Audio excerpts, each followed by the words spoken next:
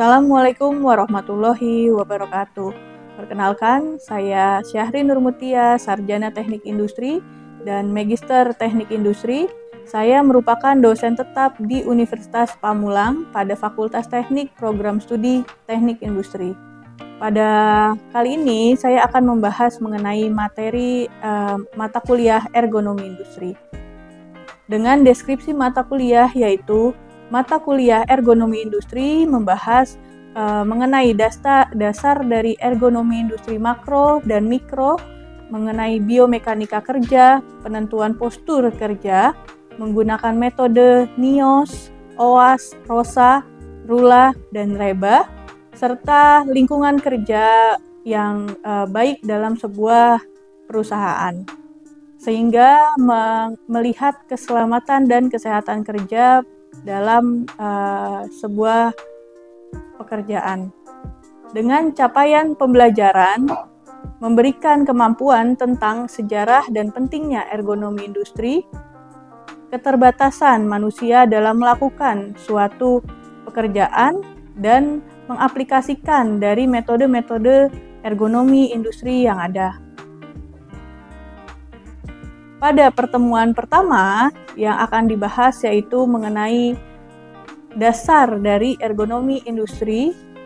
Pada pertemuan kedua merupakan mata kuliah agar mahasiswa dapat memahami ergonomi makro dan ergonomi mikro.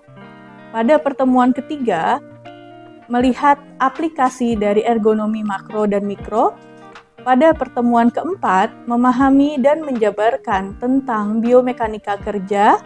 Pada pertemuan kelima, memahami manual dan material handling sehingga menggunakan metode NIOSH dalam ergonomi industri. Pada pertemuan keenam, memahami dan menjabarkan beban kerja mental pada karyawan. Pada pertemuan ketujuh, memahami dan menjabarkan konsep dari metode RULA. Pada pertemuan kedelapan, memahami dan menjabarkan konsep dari metode REBA. Pada pertemuan ke-9, memahami menjabarkan metode QSI dan WMSDS. Pada pertemuan ke-10, konsep beban kerja manusia. Pada pertemuan ke-11, melihat desain standar yang ergonomi. Pada pertemuan ke-12, memahami dan menjabarkan konsep dari antropometri. Pada pertemuan ke-13, memahami dan menjabarkan ergonomi partisipatif. Dan pertemuan terakhir yaitu pertemuan ke-14, memahami dan menjabarkan dari human error dengan melihat aplikasi human reliability assessment. Dalam pembelajaran materi yang saya berikan di kelas, saya juga mengambil dari beberapa referensi baik buku maupun jurnal yang ter-up-to-date.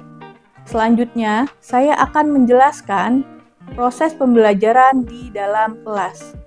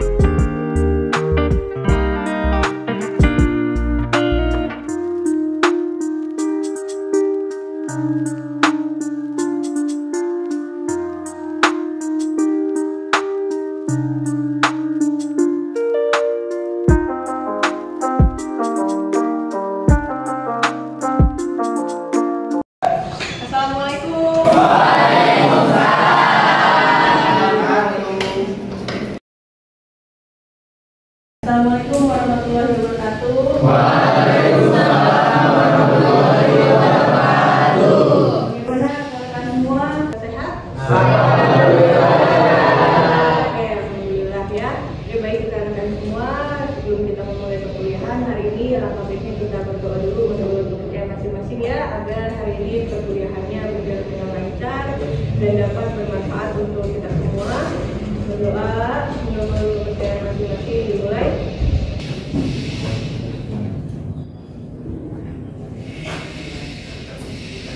Berdoa selesai. Oke, baik rekan-rekan semua. Hari ini kita akan belajar mengenai materi mata kuliah ekonomi industri. Ya, rekan-rekan semua. Namun sebelum saya masuk ke dalam materi apa itu ekonomi industri, mungkin saya akan memperkenalkan diri terlebih dahulu karena hari ini adalah pertemuan pertama ya. Perkenalkan, nama saya Ibu Syahrin Nurmutia STMT. Di sini ada ketua kelasnya siapa? Oke, siapa namanya, bisa memperkenalkan diri? Perkenalkan, nama saya Muhammad Kaisar Alban. Muhammad Kaisar Alban. Iya. Oke, Muhammad Kaisar. Silakan bisa nomor saya di save ya di handphonenya. Nanti ketika ada mungkin informasi terkait mata kuliah ekonomi industri, mungkin mungkin saya akan menghubungi ketua kelas ya rekan-rekan semua. Dan dari pertemuan pertama ini sampai dengan nanti ke pertemuan 14. Oke, baik ya, saya silakan bisa menghubungi saya melalui WhatsApp. Oke. Sekarang kita masuk kepada poin penilaian ya. Poin penilaian di sini yaitu ada poin kehadiran, ada poin tugas, ada poin UTS dan poin UAS. Sama ya seperti mata kuliah lainnya poin-poinnya. Nah, mata kuliah ekonomi industri di sini memiliki metode pembelajaran yaitu tatap muka. Nah, seperti ini ya dimulai semua. Baik. Dan rekan-rekan semua bisa mendownload materi mengenai ekonomi industri di e-learningnya masing-masing. Semua sudah bisa ya masuk e-learning ya? Sudah. Oke, nah itu ada di setiap pertemuannya. Silahkan kalian download materinya di e-learning masing-masing. Oke. Pada poin selanjutnya mungkin yang akan saya sampaikan adalah kompetensi pembelajaran. Jadi dari pertemuan pertama sampai dengan pertemuan 14 kalian akan mendapatkan materi ini. Pertemuan pertama yaitu dasar ergonomi industri ya. Pertemuan kedua ada dasar ergonomi makro dengan ergonomi mikro ya. Sampai dengan pertemuan ke-14 yaitu ada yang namanya human error ya rekan-rekan semua. Nah, pada hari ini adalah pertemuan pertama, berarti yang akan kita bahas terkait dasar dari ergonomi industri. Oke? Oke. Nah, kalau kita sering dengar ya rekan-rekan semua pasti, wah Bu, ini mah tidak ergonomis, gitu ya. Nah, Bu, ini yang disebut dengan ergonomis, gitu ya. Jadi sering tuh kata-katanya terucap seperti itu. Nah, kata semua mungkin ada yang mau menjelaskan apa itu yang disebut dengan ergonomis dan apa itu yang disebut dengan ergonomi. Baik, siapa yang mau memberikan sebuah pendapat? Silakan. Saya Bu. Oke, baik, silakan. Menurut saya yang saya paham tentang ergonomi adalah contohnya seperti ya, saya lagi duduk ini di kursi yang tidak nyaman, maka kursi tersebut tidak ergonomis Bu, ini tidak nyaman banget. Oh, kalau tidak nyaman itu tidak ergonomis. Iya, Bu. Oke, baik. Jawabannya sudah cukup baik. Nah, mungkin rekan-rekan semua ada yang mau menambahkan? Saya Silakan. Bu. Oke, Jadi siapa namanya? Mega. Oke, baik, silakan Mega. Jadi menurut saya ergonomi itu adalah ilmu yang mempelajari interaksi antara manusia dengan elemen lain dalam suatu sistem kerja agar metode untuk merancang sistem kerja dapat optimal, Bu. Oh, oke, agar lebih dapat optimal. Oke, jawabannya sudah cukup baik ya. Tadi ya rekan-rekan semua saling melengkapi seperti itu. Nah, mungkin saya akan masuk ke materinya. Akan saya jelaskan apa itu yang disebut dengan ergonomi ya. Ergonomi adalah kata-kata kerja dari ergon dan nomos. Ya. Ergon adalah kerja dan nomos adalah hukum atau aturan ya. Dimana yang bekerja adalah si manusia. Dan manusia dalam melakukan pekerjaannya pasti memiliki sebuah hukum atau aturan kerja. Nah, menurut Bapak Sutalaksana, ergonomi merupakan suatu cabang ilmu yang sistematis untuk memanfaatkan informasi mengenai sifat, kemampuan, dan keterbatasan manusia. Nah, apa itu yang disebut dengan keterbatasan manusia di sini ya? Nah, keterbatasan manusia di sini ada contohnya ya, ada gambar. Di sini ada manusia itu dilapisi dari tulang, terus ada otot ya, dan sel-sel lainnya sehingga dilapisi lagi luarnya oleh kulit ya rekan-rekan semua. Nah, itu yang disebut dengan keterbatasan manusia yang sering kita tidak sadari gitu ya. Nah, ketika tadi tulang kita saat bekerja, di sini ada contohnya. Ini adalah sebuah pekerja admin ya, contohnya ya. Admin duduk di kursi dan melihat layar komputer. Di sini adalah pekerjaan yang ergonomis ya, dan yang satunya adalah pekerjaan yang tidak ergonomis ya. Nah, di mana tadi pekerjaan admin yang seperti ini kenapa disebut dengan ergonomis? Karena tadi posisi duduknya benar gitu ya. Nah, ketika admin tersebut duduk seperti gambar yang berikut ya, maka itu akan membungkuk ya, dalam sebuah pekerjaan tidak hanya satu kali atau dua kali saja pergerakannya, itu kan dilakukan secara repetitif ya, secara terus menerus, benar ya rekan-rekan semua. Nah maka dari itu disebut dengan keterbatasan manusia. Nah untuk merancang tadi, maka dari itu ergonomi itu untuk merancang sebuah sistem kerja sehingga manusia dapat hidup dan bekerja pada sebuah sistem tersebut dengan baik. Sebuah sistem yang baik itu seperti apa? Ya, ada yang namanya diawali kata itu adalah efektif. Efektif. Coba mungkin rekan-rekan semua ada yang sudah pernah dengar NASE-nya itu apa? Silakan. Yang mau menambahkan N, A, S dan E-nya silakan. Oke, siapa namanya? Haikal. Oke, baik Haikal, silakan. NASE itu aman, nyaman, sehat dan efisien. Oke, benar ya rekan-rekan semua. Efektif, aman, nyaman, sehat dan efisien. Itu. Nah, baik, mungkin dari pengertian ergonomi, mungkin dari sini ada yang mau ditanyakan, saya persilakan rekan semua. Saya Bu, izin bertanya.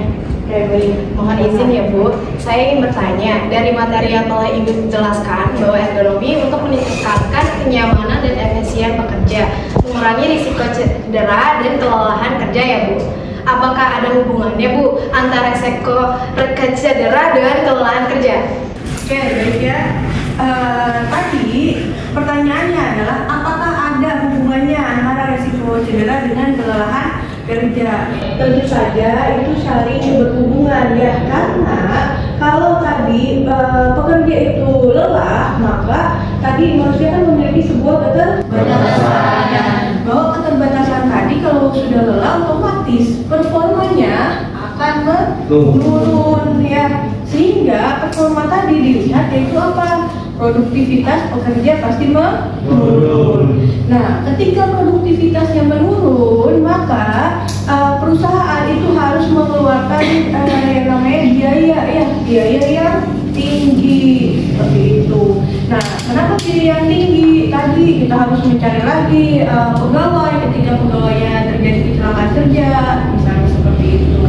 Nah, sehingga itu yang harus diterapkan dalam sebuah ergonomi. Kenapa harus ya adanya hubungannya antara resiko cedera dengan kelelahan kerja.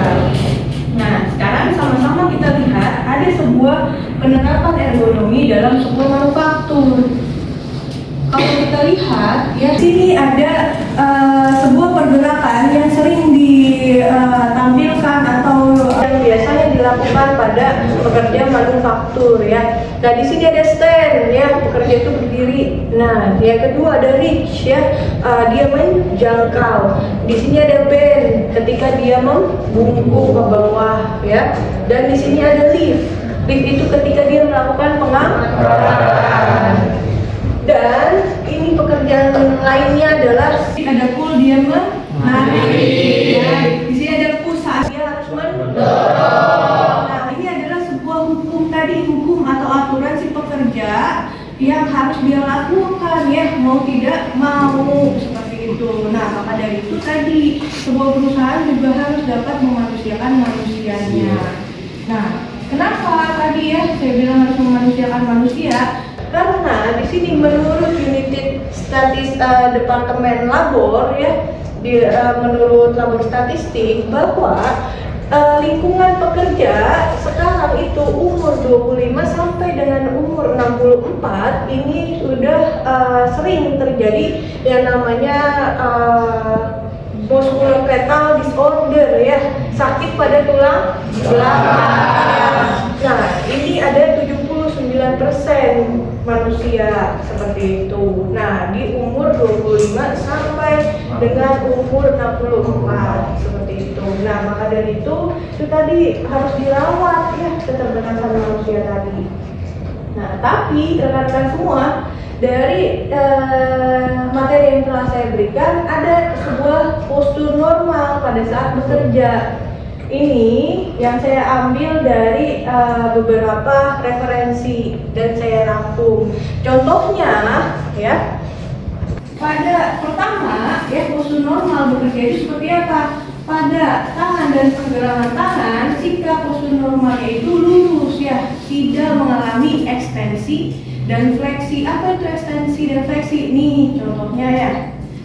Oke, penekanan ya, seperti itu. Nah yang kedua, pada leher, sikap atau postur normal itu tidak boleh memutar lebih dari 20 derajat. Kenapa? Karena tadi ada penekanan pada tulang servikal ya di leher ya.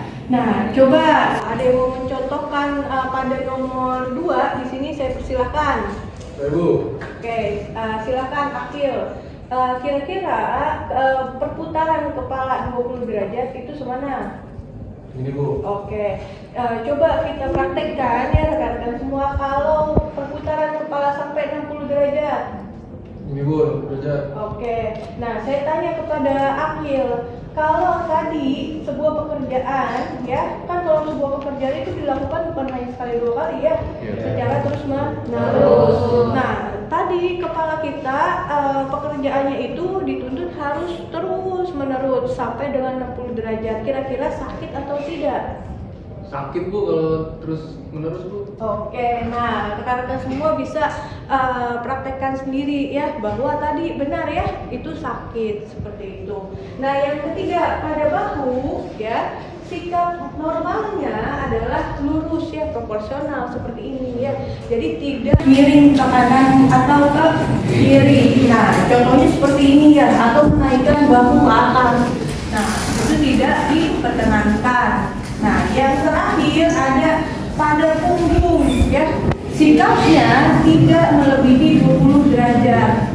Nah, rekan-rekan semua untuk lebih jelasnya mungkin ada yang ingin mempraktekkan, saya persilahkan. Saya Bu. Oke, baik. Siapa namanya? Malik. Oke, baik. Silakan Malik. Boleh berdiri. 20 derajat, membungkuk 20 derajat semua Malik. Nah, seperti ini ya rekan-rekan semua. Baik, terima kasih Malik. Terima kasih Malik. Nah, sekarang saya tanya kepada Malik. Kira-kira kalau Malik tadi melakukan pekerjaan yang terus diulang itu sampai dengan 60 derajat, menurut Malik itu akan sakit atau tidak punggung atau tulang belakangnya? Sakit ya? Sakit. Oke. Nah, itu rekan-rekan semua yang disebut dengan Oke. Jadi kalian semua juga bisa merasakannya masing-masing ya, rekan-rekan semua. Oke, baik. Sampai dengan pembahasan hari ini, maka dapat diketahui ya di sini dalam jangka panjang mempraktikkan ergonomi yang baik itu dapat mengurangi resiko kerusakan jaringan lunak yang serius seperti itu. Nah, itu yang disebut dengan ergonomi. Jadi ergonomi ini adalah jangka panjang. Ya, sampai sini ada yang mau ditanyakan atau sudah cukup jelas ya rekan-rekan semua? Jelas. Oke, kalau sudah cukup jelas, mungkin nanti untuk minggu depan kita akan bagi menjadi beberapa kelompok untuk agar kalian lebih paham mengenai materi selanjutnya ya dan metode-metode yang ada di ergonomi. Jadi kita akan membuat kelompok-kelompok kecil ya. Dari teorinya setelah itu kita terapkan seperti itu ya rekan-rekan semua. Baik, jika mungkin tidak ada yang ditanyakan, semoga materi yang disampaikan dapat bermanfaat untuk kita semua.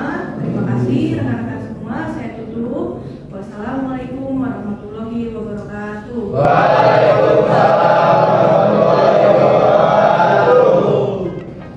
Demikian deskripsi singkat mengenai pembelajaran ergonomi industri yang saya ampu. Semoga dapat memberikan gambaran terkait kinerja yang saya lakukan, khususnya pada mata kuliah ergonomi industri di program studi Teknik Industri Universitas Pamulang. Saya ingin mengucapkan terima kasih kepada seluruh tim penilai dan tim panitia sertifikasi Smart Dosen tahun 2024, khususnya untuk Direktorat Sumber Daya Dirjen Dikti dan Dikbudristek Indonesia. Tidak lupa saya ucapkan terima kasih kepada Teknik Industri Universitas Pamulang, Ketua Prodi Teknik Industri, rekan sejawat, dosen, dan rekan-rekan mahasiswa di Universitas Pamulang. Demikian yang dapat saya sampaikan. Saya mohon maaf yang sebesar-besarnya. Terima kasih. Wassalamualaikum warahmatullahi wabarakatuh.